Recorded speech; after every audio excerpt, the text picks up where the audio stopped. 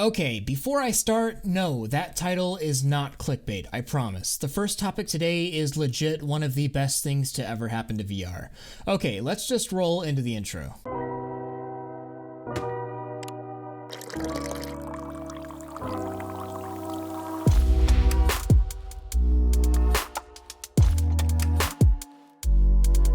Hello and welcome to Tuesday Newsday, the only place that you could get the entire week's worth of VR news in one sweet little package. This is July 29th, 2019. I've got a sweet game for this week's Indie Dev Spotlight, so make sure you stay tuned until the end for that one. Okay, let's get right into the news with this heavy hitter. One of the best things to ever happen to VR just occurred, and that is the launch of OpenXR 1.0. This may be news to you as not many people are talking about it or really interested at all, but you really should be. OpenXR is an application interface or API that sets the standards for future and current VR games and other content. Nearly every single big player in the VR space has a hand in OpenXR. We're talking about Valve, Microsoft, Oculus, Unity, Unreal, and a lot more. So what does this mean to you? And why is this such a gigantic deal? OpenXR allows all VR software to work natively with all VR hardware. Essentially, a game utilizing this API will work the exact same on one VR headset as a completely different VR headset, making VR game development far easier for multiple platforms, as well as making those games easier for people like us using hardware that may not be specifically supported for the game. I mean, all in all, this is just a win for devs and a win for us, the gamers and the consumers. All games in the future may just have full support for all headsets, and that's freaking amazing. Of course, the final decision to essentially enable all of these features are on the developers, the publishers, and the platform owners. But now you know, games absolutely should have the ability to be easier to access cross-platform in the near future. And if they don't, well, you know who to blame, because the ability is there. Of course, this will take time to implement fully, but I can't really think of a big player in the software or hardware realm that is not on board with implementing OpenXR into their developments. This is really just super good news because it makes games better for everybody. You don't have to worry about not being able to run a game because of your headset.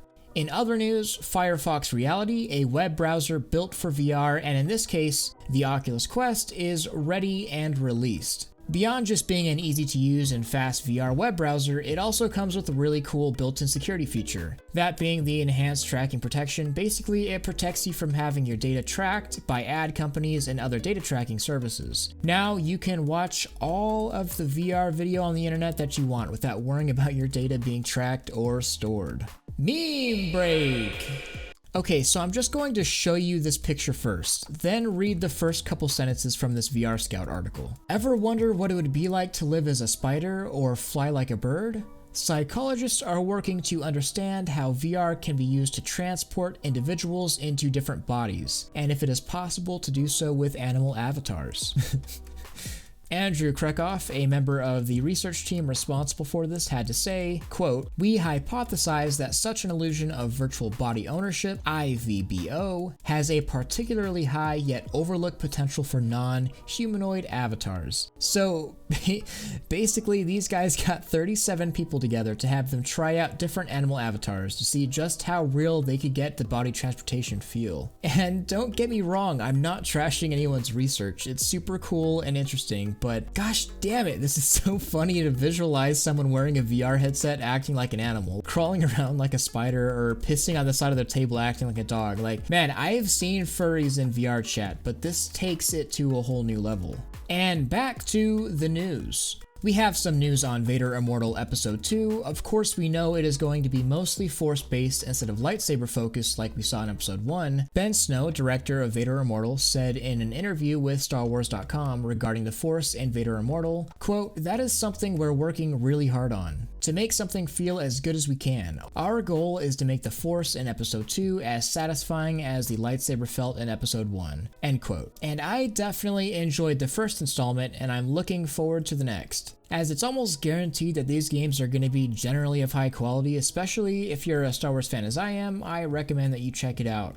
The Valve Index is now openly available for your ordering pleasure as long as you are within the supported 30 countries. So no longer do you need a multiple months long pre-order, just go ahead and get yourself one if you want it. More countries are set to join the shipping list soon, so keep an eye out for that. I know I have really been enjoying mine, so if you're ready to throw some cash down, go for it.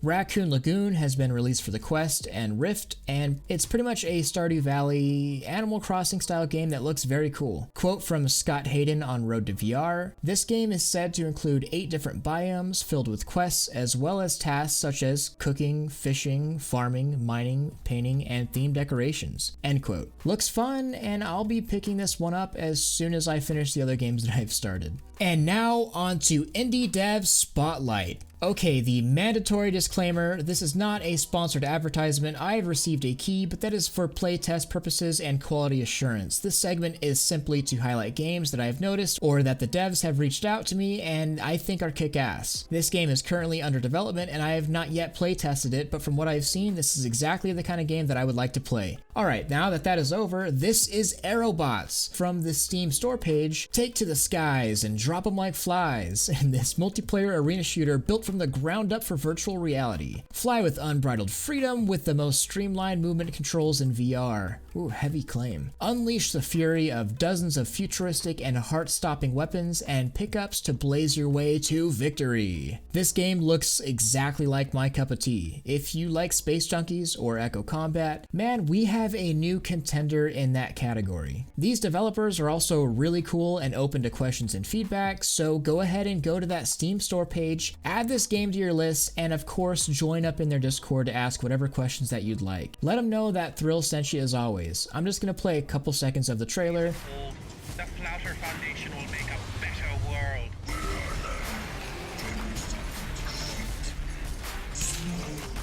Yum, yum, yum, let me get some. That's it? They aren't so tough. We need you. And that wraps up this week's news. Next week, same time, same place. I'd love to see you back here. Don't forget to like this video if you loved it, subscribe if you want more of this, and hit that freaking bell if you just can't live without it. Much love, Thrill out.